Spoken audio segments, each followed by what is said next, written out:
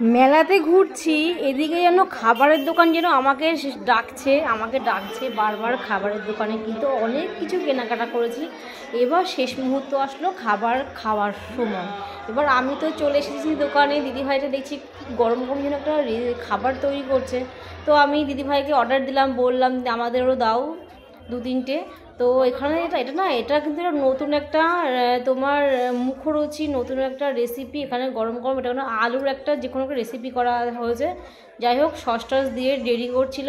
আর এখন বোঝোই তো শীতকাল মানে তোমার পিঠে পুলির সময়। তো মেলায় দেখছি গরম গরম রিয়েল পিঠে বিক্রি হচ্ছে গরম গরম, মানে ওখানে লাইভ বানাচ্ছে, লাইভ স্টাইল আমাকে দিচ্ছে, বুঝেছো?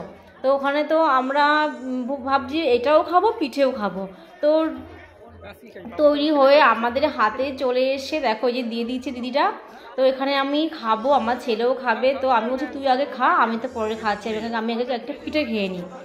তো এখানে দেখো এই গরম গরম ভাপা পিঠে তৈরি হচ্ছে। এই যে আমি এখন ভাপা পিঠে খাবো।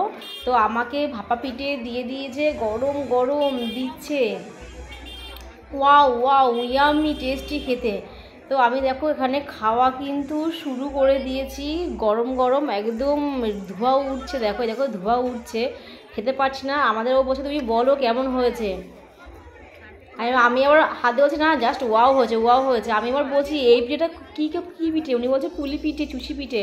তো আমাদেরও খাচ্ছিল বলে ওর হাতটা বারবার নড়ে আসছে, কেঁপে কেঁপে